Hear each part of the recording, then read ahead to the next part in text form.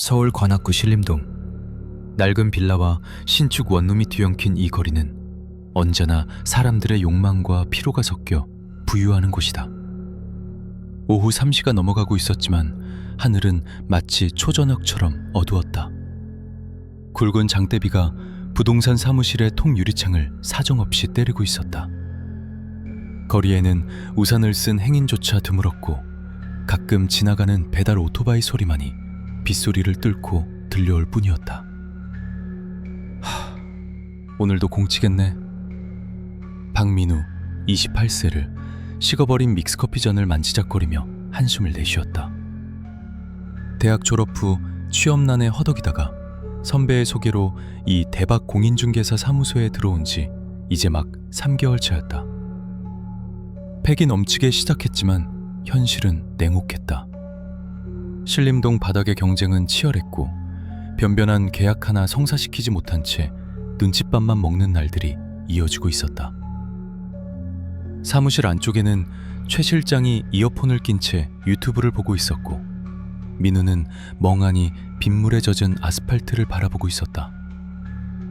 그때였다. 딸랑. 경쾌한 도어벨 소리와 함께 사무실 문이 열렸다. 습한 비냄생새가 확 끼쳐 들어왔다. 민우는 반사적으로 자리에서 벌떡 일어났다. 어서 오세요. 대박 부동산입니다. 들어온 사람은 20대 중반쯤으로 보이는 남자였다.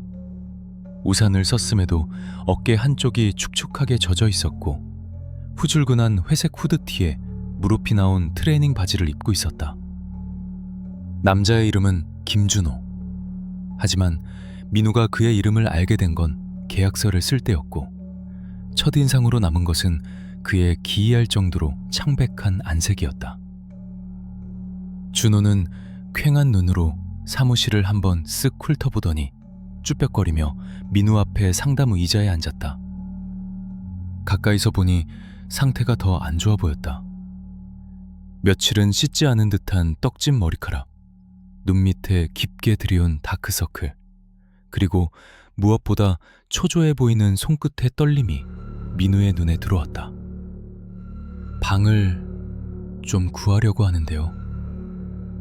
목소리는 갈라져 있었고 힘이 없었다. 민우는 속으로 큰 거는 아니겠구나 라고 짐작했지만 지금 찬밥빛이 더운 밥 가릴 처지가 아니었다. 민우는 영업용 미소를 지으며 모니터 화면을 돌렸다. 네, 잘 오셨습니다. 원하시는 보증금이나 월세 가격대가 어떻게 되시나요? 선호하시는 위치는요? 역세권 쪽으로 보여드릴까요? 민우가 타닥타닥 키보드를 두드리며 신림역 근처에 매물 지도를 띄웠다. 하지만 준호는 모니터를 보지도 않고 고개를 푹 숙인 채 손톱만 물어뜯고 있었다. 위치는 상관없어요. 역에서 멀어도 되고 언덕이라도 상관없습니다. 아, 그러세요? 그럼 예산은 어느 정도로 생각하시는데요? 보증금 500에 월 40 정도면 깨끗한 방들이 좀 있는데. 아니요, 더 싼 거요. 훨씬 더 싼 거. 준호가 말을 끊었다. 그의 눈빛이 순간 번들거렸다. 보증금은 100만 원에서 200만 원 사이, 월세는 30만 원 이하, 관리비 포함해서요. 민우는 난감한 표정을 지었다. 서울 하늘 아래, 그것도 아무리 저렴한 신림동이라 해도 그 가격에 사람이 살만한 방을 구하기란 쉽지 않았다. 손님, 죄송하지만 그 가격대면 반지하 중에서도 아주 오래된 곳이나 고시원 정도밖에. 저기요, 중개사님. 준호가 갑자기 몸을 앞으로 숙이며 목소리를 낮췄다. 혹시 사람 죽은 집도 있어요? 순간 사무실 안에 정적이 흘렀다. 빗소리마저 멈춘 듯한 착각이 들었다. 민우는 자신의 귀를 의심했다. 네? 방금 뭐라고? 사람 죽은 집이요. 자살했거나 고독사했거나 그런 흉가 같은 거 없냐고요. 민우는 멍하니 남자를 바라보았다.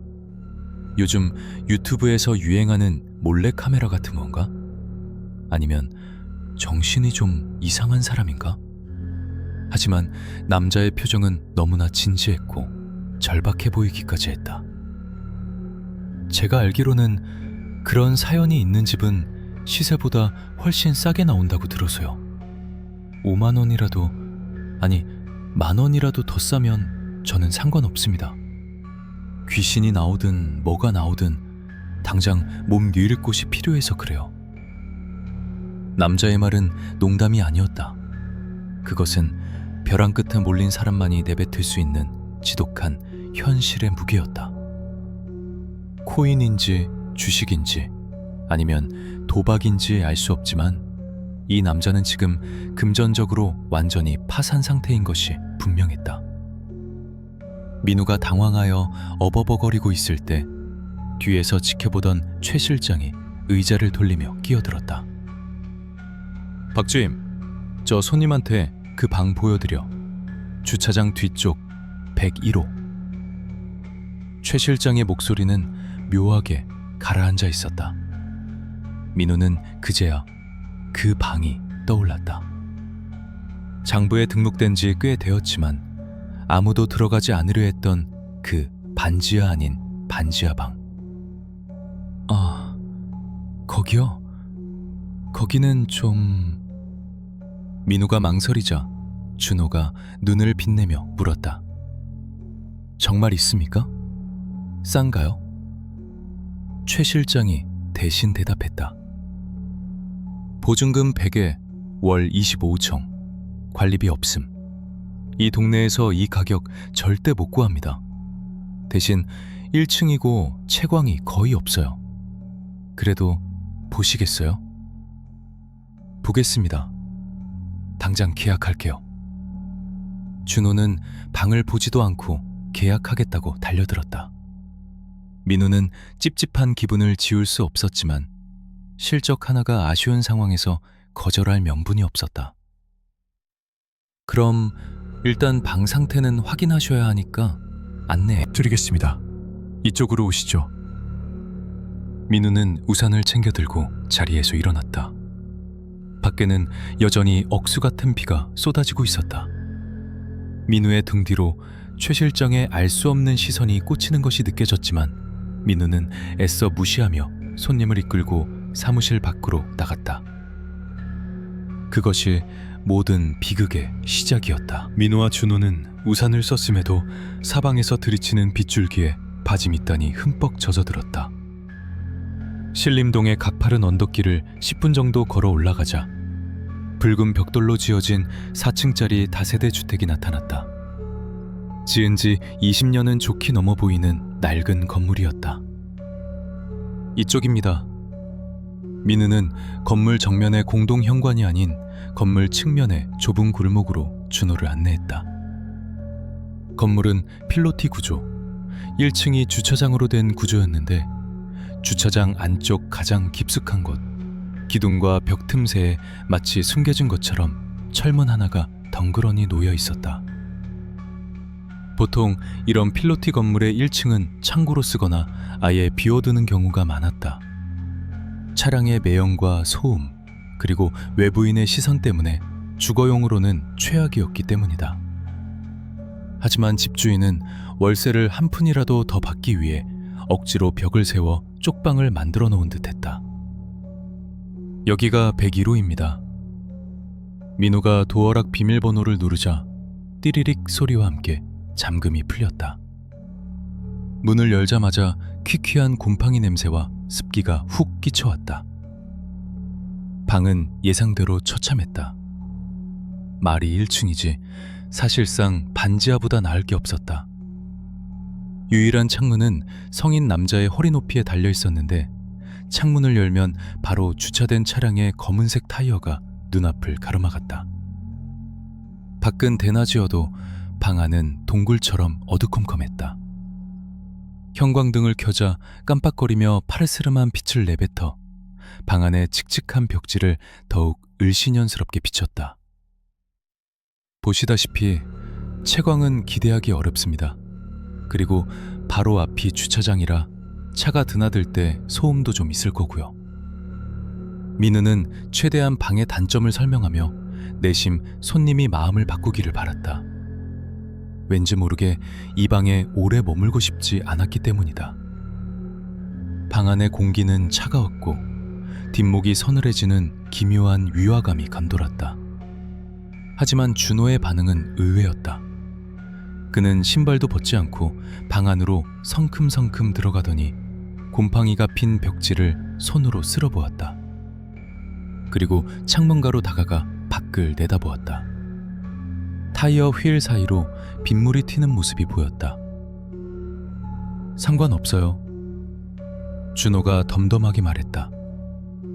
어차피 잠만 잘 건데요 뭐. 빛 안 들어오면 낮에도 잘 수 있으니 더 좋죠. 그는 방 한가운데 서서 천장을 올려다보았다. 그리고 진짜 조용하네요. 빗소리 말고는 아무것도 안 들려요. 준호의 얼굴에 기묘한 만족감이 스쳐 지나갔다. 그는 뒤를 돌아 민우를 보며 확신에 찬 목소리로 말했다. 계약하겠습니다. 지금 바로 입금해 드릴게요. 오늘부터 짐 옮겨도 되죠? 민우는 잠시 망설였다. 이 방의 내력을 정확히 알지는 못했지만 최 실장이 그 방이라고 불렀던 뉘앙스가 마음에 걸렸다. 하지만 당장 눈앞에 실적이 급했고 손님 본인이 괜찮다고 하지 않는가. 아, 네. 그럼 사무실로 돌아가서 계약서 작성하시죠. 주인분께는 제가 바로 연락드리겠습니다. 두 사람은 다시 빗속을 뚫고 사무실로 돌아왔다. 계약은 일사천리로 진행되었다. 준호는 통장에 남은 마지막 돈을 털어넣는 듯 손을 떨며 보증금과 첫 달 월세를 이체했다. 계약서에 도장을 찍고 열쇠를 받아든 준호는 아까보다 한결 편안해진 표정이었다. 감사합니다, 중개사님. 덕분에 살았어요. 아닙니다. 필요한 거 있으시면 언제든 연락 주시고요. 준호가 사무실을 나가고 빗속으로 사라지는 그의 뒷모습을 보며 민우는 안도의 한숨을 내쉬었다. 그래, 그냥 돈 없는 청년이 싼 방 찾은 것뿐이야. 별일 있겠어? 하지만 그 안도감은 그리 오래가지 못했다. 준호가 떠난 후 최 실장이 담배를 피우러 나가자며 민우를 불렀다. 비가 들이치는 처마 밑에서 담배 연기를 길게 내뿜으며 최 실장이 넌지시 입을 열었다. 박주임, 너 그 방 진짜 사연 모르는 거 아니지? 민우가 고개를 갸웃거리자 최 실장은 씁쓸한 미소를 지으며 목소리를 낮췄다. 아까 그 손님이 물어봤던 거 있잖아. 사람 죽은 집. 민우의 심장이 철렁 내려앉았다. 설마 진짜였단 말인가? 그 방 반년 전에 20대 여자애가 살았어. 예쁘장하게 생긴 애였는데 최 실장은 담배꽁초를 바닥에 비벼끄며 말을 이었다. 목매달았어. 바로 그 창문 틀에. 네? 목을 매달아요? 민우의 눈이 휘둥그레졌다. 등골을 타고 식은땀이 주르륵 흘러내렸다. 방금 전까지 자신이 서 있었고 손님에게 좋은 조건이라며 계약까지 시킨 그 방이었다. 창문 틀이라면 아까 준호가 밖을 내다보며 서 있던 바로 그 자리였다. 최 실장은 주위를 둘벙거리더니 목소리를 더 낮췄다. 쉿! 목소리 낮춰. 소문나면 건물주한테 혼나. 최 실장은 다시 담배 한 개비를 꺼내 불었다. 그 여자 남자친구랑 헤어지고 나서 많이 힘들었나 봐. 이웃들 말로는 밤마다 울음소리가 들렸대. 그러다가 어느 날부터 조용해져서 다들 괜찮아진 줄 알았는데 며칠 뒤에 집주인이 월세 받으러 갔다가 발견한 거지. 그럼 아까 그 손님한테 말해줬어야 하는 거 아닙니까? 이건 고지 의무 위반일 수도 있잖아요. 민우가 따지듯 묻자 최 실장은 피식 웃으며 연기를 뱉었다. 야, 아까 그 친구가 먼저 물어봤잖아. 사람 죽은 집 없냐고. 자기는 그런 거 신경 안 쓴다고. 싸기만 하면 된다고. 우리가 속인 게 아니라 고객 니즈에 딱 맞는 물건을 찾아준 거야. 안 그래? 최 실장의 말은 틀린 게 없었지만 민우는 찝찝함을 떨칠 수 없었다. 법적으로나 상적으로 문제가 없을지 몰라도 도의적인 죄책감이 가슴을 짓눌렀다. 게다가 그 그 여자 죽고 나서 몇 번이나 손님을 데려갔었는데 다들 기분 나쁘다며 그냥 나갔어. 계약까지 간 건 이번이 처음이라고. 박주임, 너 이번 달 실적 간당간당하잖아? 이거 하나면 일단 한숨 돌리는 거야. 그냥 눈 딱 감고 잊어. 최 실장은 민우의 어깨를 툭 치고는 사무실로 들어가 버렸다. 빗줄기는 더욱 거세지고 있었고 민우는 홀로 남겨져 101호가 있는 방향을 멍하니 바라보았다. 어둠 속에 잠겨있을 그 방, 그리고 아무것도 모른 채 혹은 알면서도 그곳에 짐을 풀고 있을 김준호. 민우는 찝찝한 마음을 억누르며 자신을 합리화했다. 그래, 그 사람은 돈이 없었고 싼 방을 원했어. 귀신이 나오든 말든 상관없다잖아.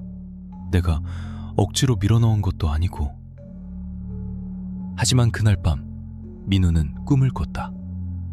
칠흑 같은 어둠 속에서 101호의 창문이 보였고 그 창문 너머로 밧줄에 매달린 긴 머리의 여자가 흔들거리고 있었다. 여자의 발끝이 준호의 머리 바로 위에서 덜렁거리고 있었지만 준호는 아무것도 모른 채 그 아래서 웅크리고 자고 있었다. 일주일이 지났다. 다행히 김준호에게서는 아무런 연락이 없었다. 무소식이 희소식이라 했던가. 민우는 서서히 그 방에 대한 죄책감을 잊어가고 있었다. 다른 매물들을 보여주느라 바빴고 일상의 피로가 그를 덮쳤기 때문이다. 그러던 어느 날 오후였다. 민우의 휴대폰으로 카카오톡 알림이 울렸다. 순간 민우의 가슴이 덜컹했다. 혹시 무슨 문제가 생긴 건 아닐까? 변기가 막혔다거나 보일러가 고장났다는 식의 사소한 클레임이길 빌며 메시지를 확인했다. 혹시 이 건물 치안이 좀 안 좋나요? 예상치 못한 질문이었다. 민우는 조심스럽게 답장을 보냈다. 안녕하세요, 김준호님. 무슨 일 있으신가요? 잠시 후 꽤 긴 답장이 도착했다. 메시지를 읽어내려가던 민우의 미간이 찌푸려졌다. 아니, 밤마다 이상한 사람이 찾아와요. 어제도 새벽 10시쯤이었는데 누가 현관문을 미친 듯이 두드리는 거예요. 쾅쾅쾅 하면서요. 처음엔 술 취한 사람이 집을 잘못 찾아왔나 보다 했는데 메시지는 이어졌다. 인터폰으로 보니까 웬 남자가 문 앞에 서서 고함을 치더라고요. 나와, 죽을래? 빨리 문 열어. 이러면서요. 눈이 완전히 풀려 있어서 무서워서 문은 못 열어줬어요. 이게 벌써 2번째예요. 혹시 전 세입자가 빚쟁이한테 쫓기기로다 했나요? 민우는 등줄기가 서늘해졌다. 전 세입자는 빚쟁이가 아니라 자살한 여자였다. 그렇다면 그 남자는 누구란 말인가? 죽을래? 문 열어. 단순한 취객의 행패라고 하기엔 시간이 너무 규칙적이었고 그 내용이 섬뜩했다. 새벽 2시, 모두가 잠든 시간, 인적 드문 주차장 구석 101호 문을 두드리는 남자. 민우는 떨리는 손으로 답장을 입력했다. 많이 놀라셨겠어요. 전 세입자분 관련해서 빚 문제는 없었던 걸로 아는데 아마 취객이 착각한 것 같습니다. 또 그런 일이 생기면 대응하지 마시고 바로 경찰에 신고하세요.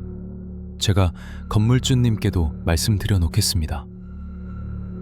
최대한 침착하게 대응했지만 민우의 머릿속에는 최 실장이 해준 이야기가 맴돌았다. 헤어진 남자친구 때문에 힘들어하다가 죽은 여자. 설마 그 문을 두드리는 남자가 죽은 여자의 원한과 관련된 무언가일까? 민우는 불안한 예감을 떨칠 수 없었다. 그리고 그 예감은 불행히도 적중하고 말았다. 준호는 침대에 누워 천장에 얼룩을 바라보고 있었다. 이사 온 지 2주가 지났지만 이 눅눅한 방에는 여전히 적응이 되지 않았다. 곰팡이 냄새는 방향제를 아무리 뿌려도 사라지지 않았고, 낮에도 어둑한 실내는 사람의 기분을 밑바닥까지 끌어내렸다.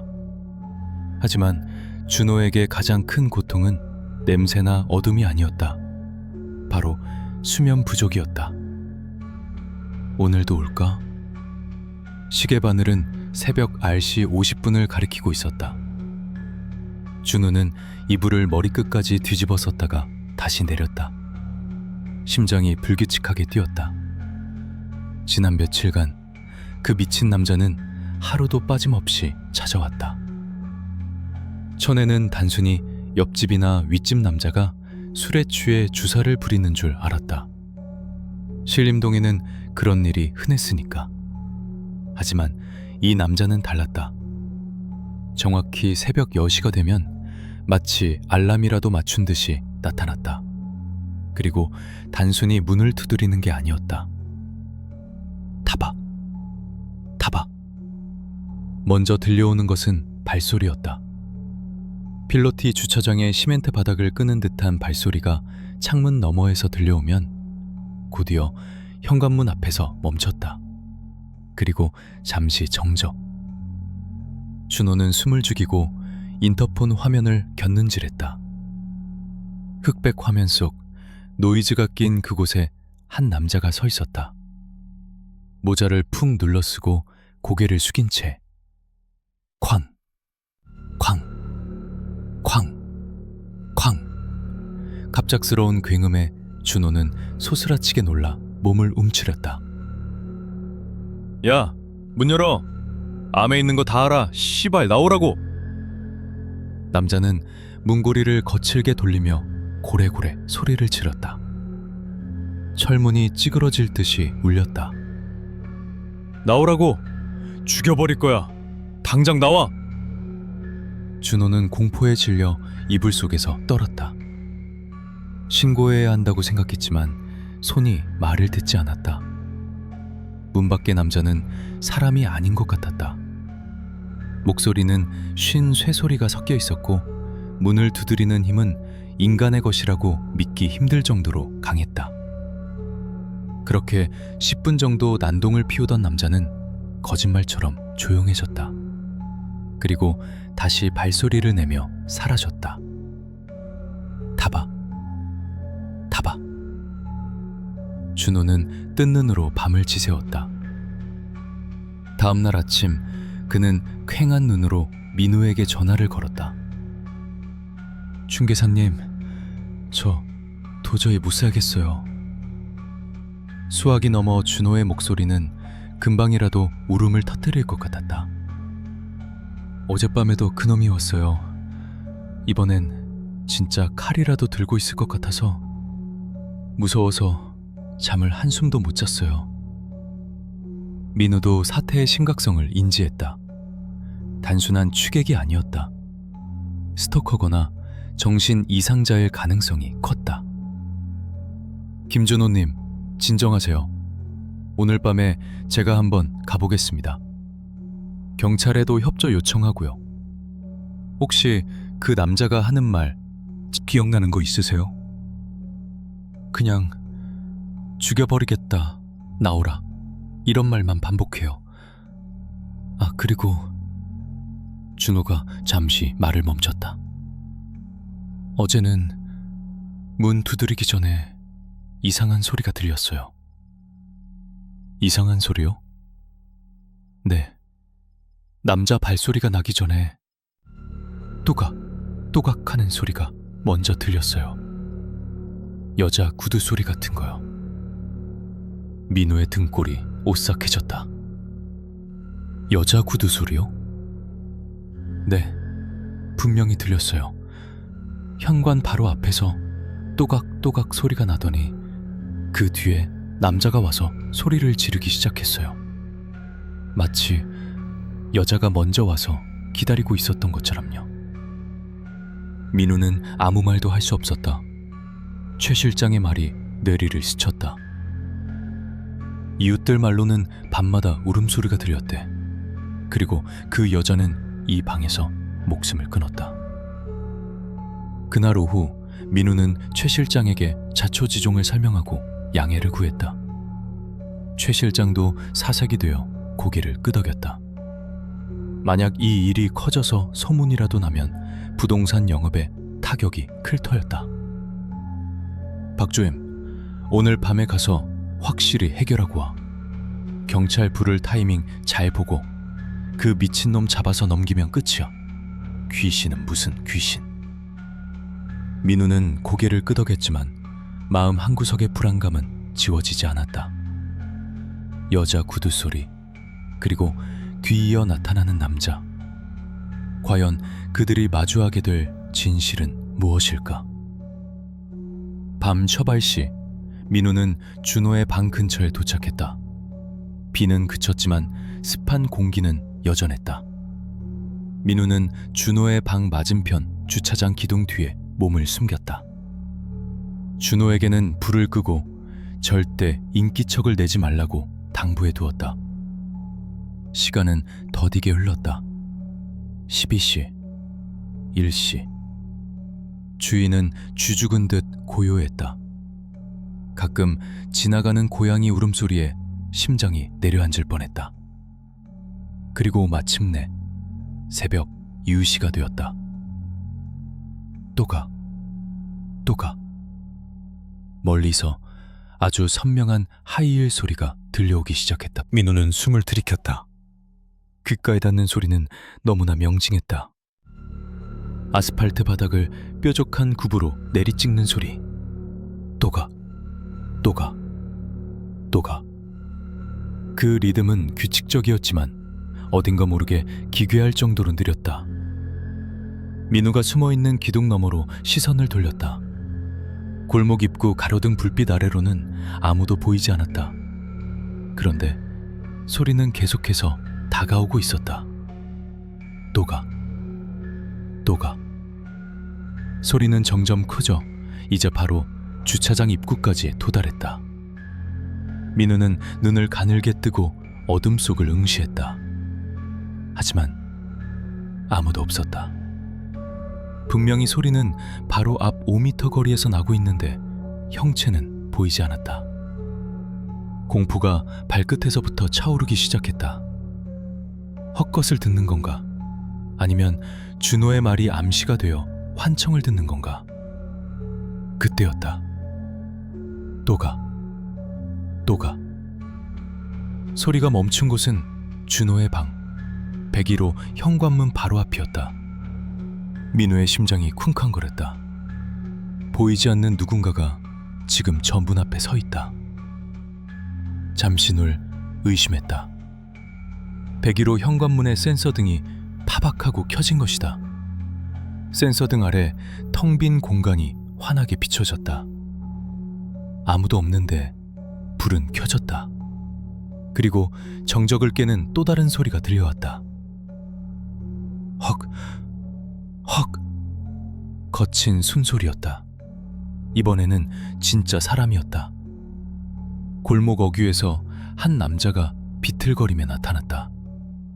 그는 무언가에 홀린 듯 혹은 쫓기는 듯이 필사적으로 주차장 쪽으로 달려오고 있었다.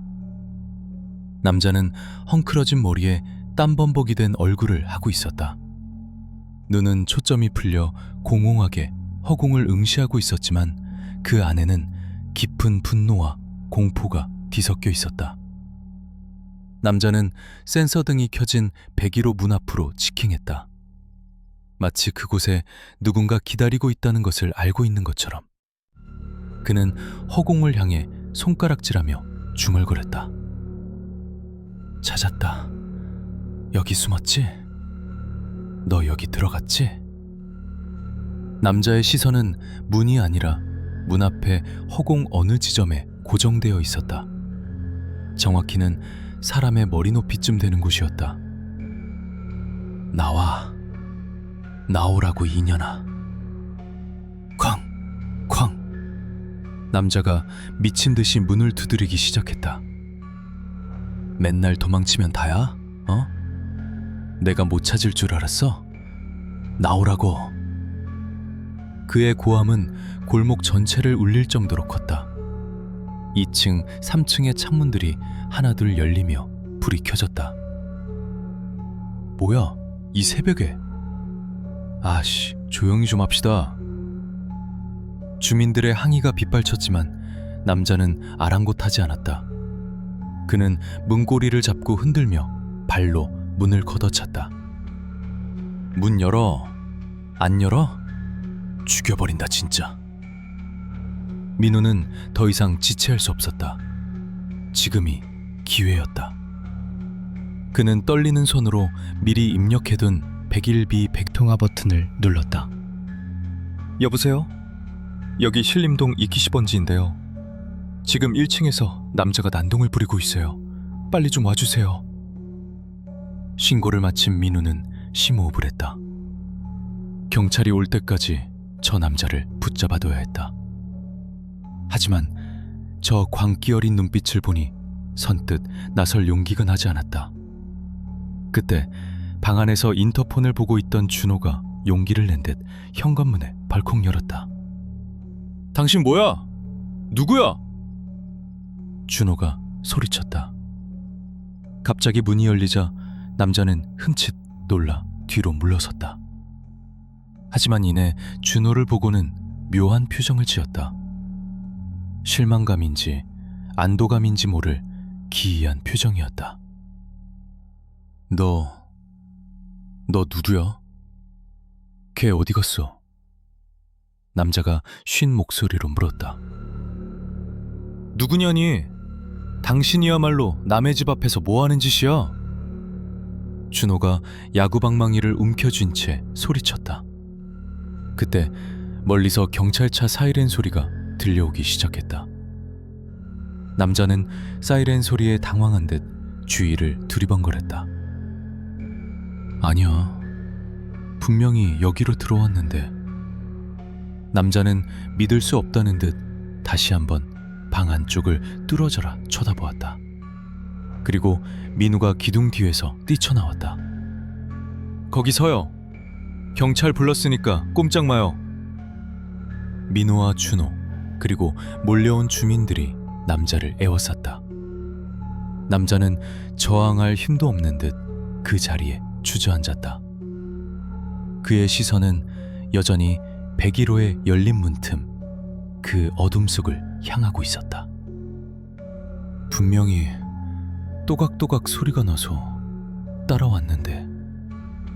남자의 중얼거림이 민우의 귓가에 섬뜩하게 박혔다. 경찰차 2대가 좁은 골목길을 가득 메웠다. 경찰관들이 차에서 내려 상황을 정리하기 시작했다. 주저앉아 있던 남자는 별다른 저항 없이 수갑을 찼다. 그의 이름은 강동수. 신분증 조회 결과 전과 기록은 없었지만 그의 상태는 누가 봐도 정상이 아니었다. 준호는 여전히 야구방망이를 꼭 쥔 채 가쁜 숨을 몰아쉬고 있었고, 민우는 경찰관에게 자초지종을 설명했다. 매일 새벽마다 와서 문을 두드리고 협박했습니다. 세입자가 불안해서 살 수가 없어요. 경찰관은 고개를 끄덕이며 강동수를 순찰차에 태웠다. 일단 서로 지구대로 가서 조사받으시죠. 피해자분도 같이 가주셔야 합니다. 준호는 떨떠름한 표정이었지만 이 일을 확실히 끝내기 위해 민우와 함께 경찰차에 올랐다. 지구대의 형광등 불빛 아래서 본 강동수의 모습은 더욱 처참했다. 며칠은 못 먹은 듯 볼이 움푹 패여 있었고 손톱 밑은 시커멓게 때가 껴 있었다.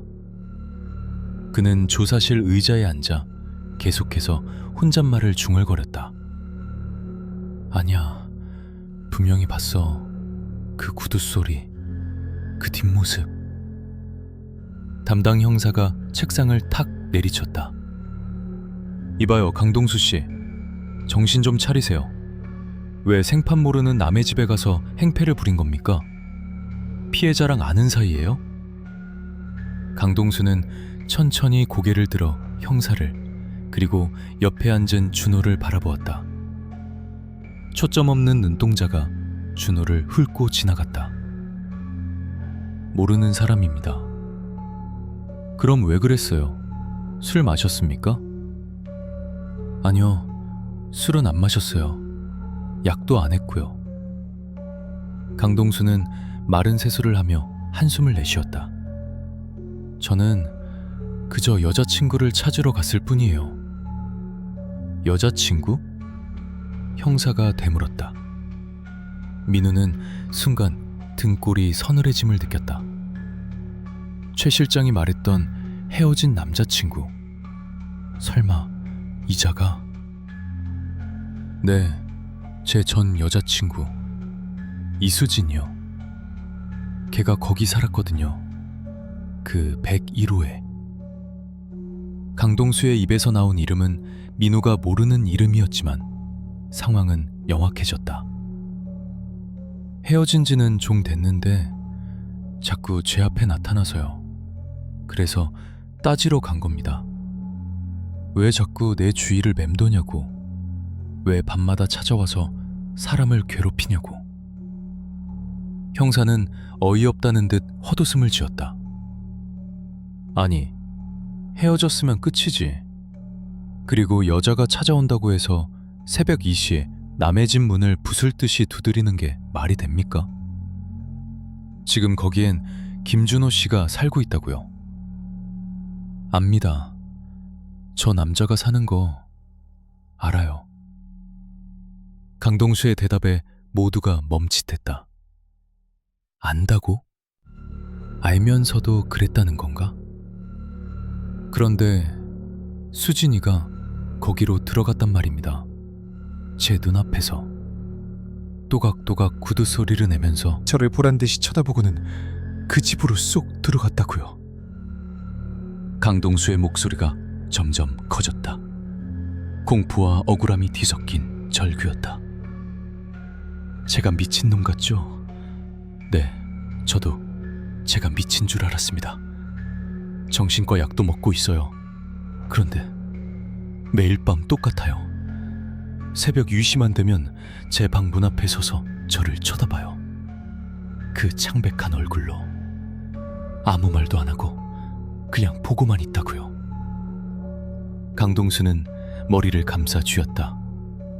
너무 무서워서, 그리고 너무 화가 나서 제발 좀 꺼지라고 소리 지르면서 쫓아가면 그녀는 도망가요. 그 특유의 구두 소리를 내면서 제가 뒤쫓아가면 꼭 그 101호 앞에서 멈춰요. 그리고는 문을 통과해서 사라진다고요. 그럼 전 어떻게 합니까? 거기 숨은 줄 아는데 나오라고 소리칠 수밖에 없잖아요. 조사실 안은 찬물을 끼얹은 듯 조용해졌다. 형사들은 서로 눈빛을 교환하며 이 남자가 심각한 망상증 환자라고 판단하는 눈치였다. 하지만 민우와 준호는 달랐다. 준호의 얼굴은 백지장처럼 하얗게 질려 있었다. 저기, 형사님. 준호가 떨리는 목소리로 입을 열었다. 아까 저도 들었어요. 구두 소리. 모든 시선이 준호에게 쏠렸다. 그 남자가 문 두드리기 전에 분명히 문 밖에서 또각또각하는 여자 구두 소리가 들렸어요. 그리고 센서 등도 켜졌고요. 아무도 없는데. 형사는 헛기침을 하며 분위기를 환기하려 했지만 민우는 확신했다. 강동수가 보는 것, 그리고 준호가 듣는 것. 그것은 환각이나 환청이 아니었다. 그때 강동수의 보호자로 연락을 받은 그의 누나가 지구대로 급히 들어왔다. 그녀는 강동수를 보자마자 등짝을 때리며 울음을 터뜨렸다. 이 미친놈아, 내가 약 제때 챙겨 먹으라고 했지. 왜 또 이러는 거야, 왜? 누나는 경찰과 준호에게 연신 고개를 숙이며 사과했다. 죄송합니다. 정말 죄송합니다. 제 동생이 그 여자 죽고 나서 충격을 많이 받아서 그래요. 원래 이런 애가 아닌데. 죽다뇨? 형사가 물었다. 누나는 눈물을 훔치며 조용히 대답했다. 네, 수진 씨요. 제 동생이랑 헤어지고 나서 반년 전에 자살했거든요. 동생이 살던 그 집 바로 근처에서. 형사들은 그제야 사태를 파악한 듯 표정이 굳어졌다. 죽은 여자가 산 남자를 괴롭히고 그 남자는 죽은 여자를 쫓아 매일 밤 그녀가 죽은 장소로 달려간다. 그리고 그곳엔 아무것도 모르는 새로운 세입자가 떨고 있었다. 기묘하고도 끔찍한 술래잡기였다. 경찰 조사는 강동수의 심신미약 상태와 유족의 간곡한 합의 요청으로 마무리되는 듯했다. 준호도 더 이상 일을 크게 만들고 싶지 않아 합의서에 도장을 찍었다. 하지만 진짜 공포는 이제부터였다. 조사실 구석. 잠시 안정을 취하고 있던 강동수가 물을 한 모금 마시더니 민우와 준호를 향해 입을 열었다. 이제야 조금 진정이 된 듯 목소리는 차분하게 가라앉아 있었지만 그 내용은 더욱 소름 끼쳤다.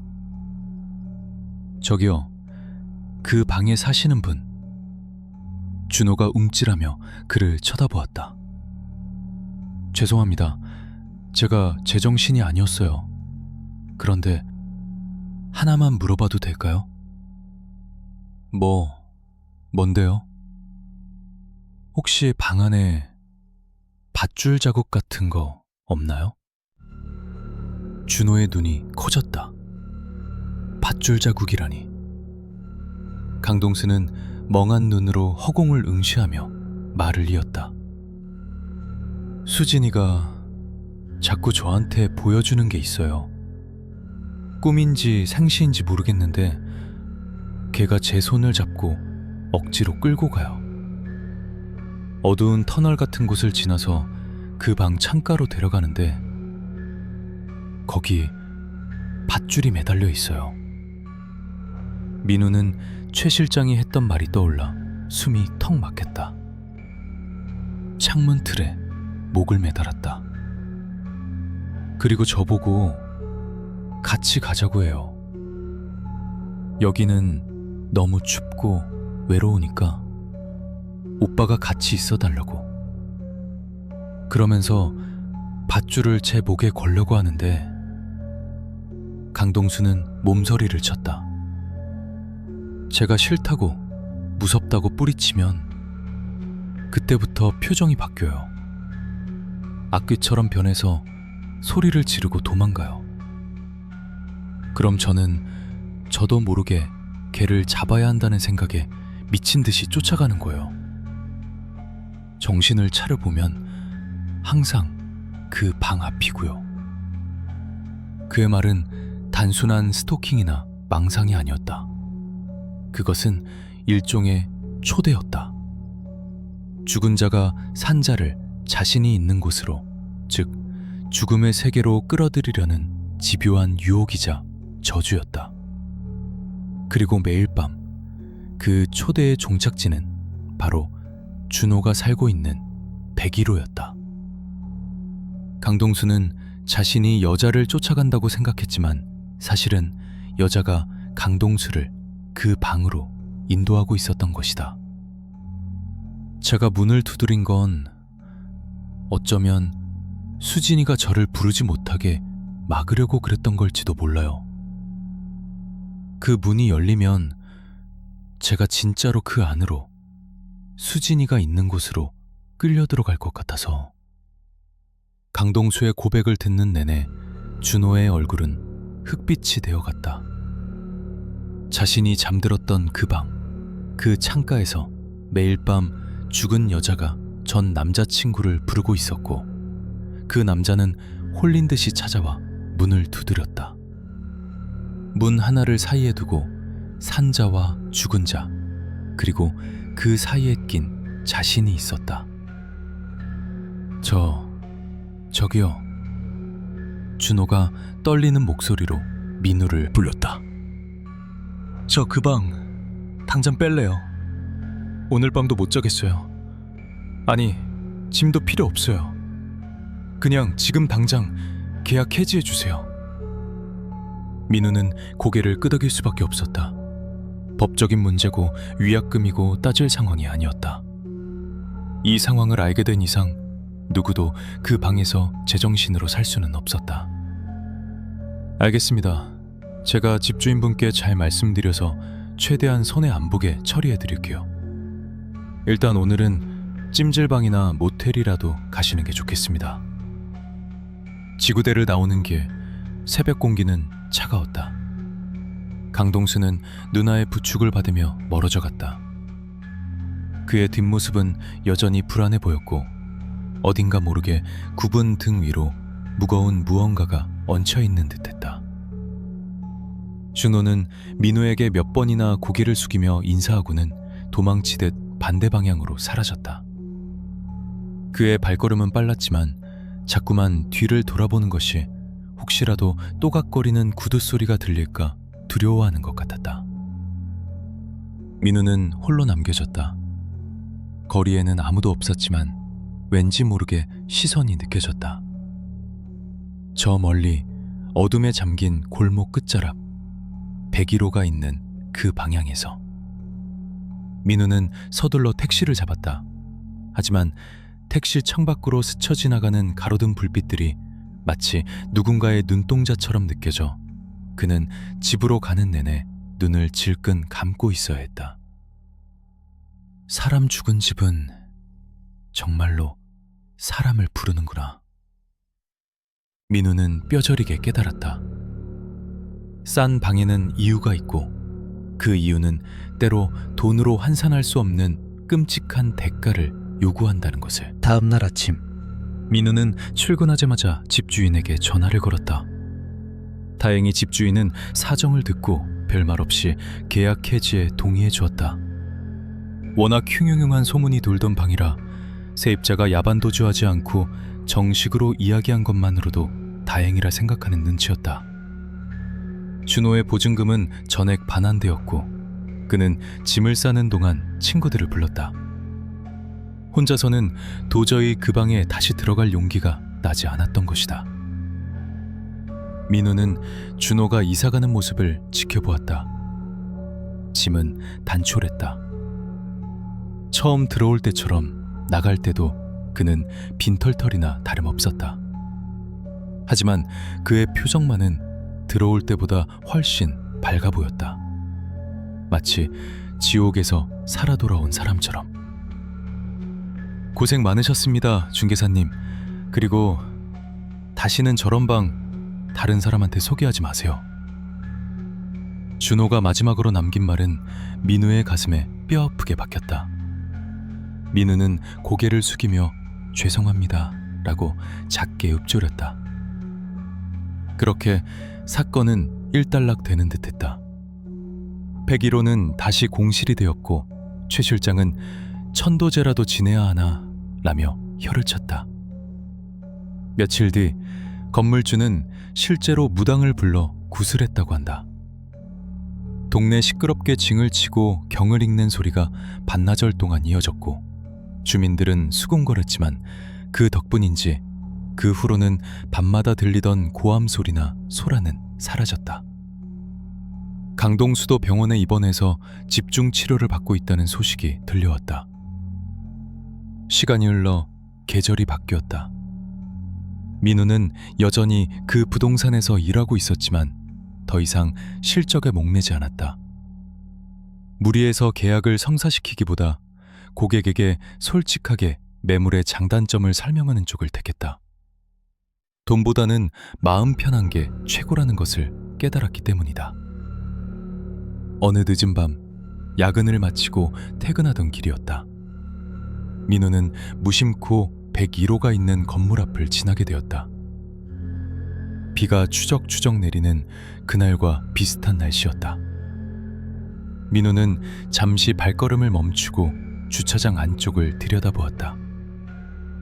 101호 창문은 굳게 닫혀 있었고 불은 꺼져 있었다. 구슬한 뒤로 새로운 세입자는 아직 구해지지 않았는지 창가엔 임대문의라는 종이만 덩그러니 붙어 있었다. 이제 다 끝난 거겠지. 민호는 우산을 고쳐 쓰고 다시 걸음을 옮기려 했다. 그때였다. 또가. 빗소리 사이로 아주 미세하지만 분명한 소리가 들려왔다.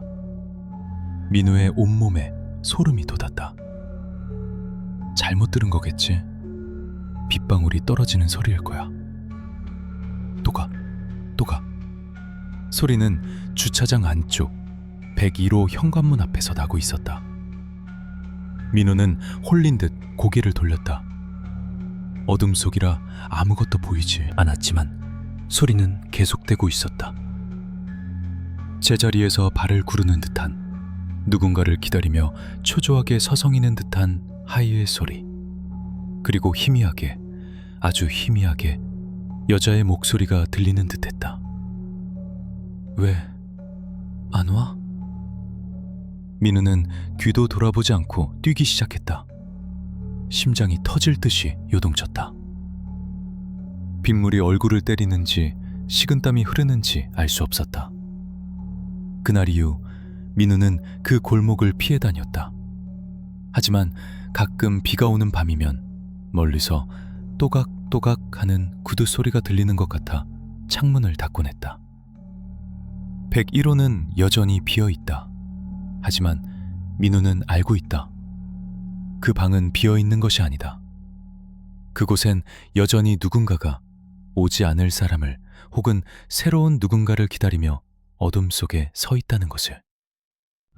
이 도시의 수많은 불 꺼진 창문 뒤에 우리가 모르는 척하고 싶은 사연들이 숨쉬고 있듯이.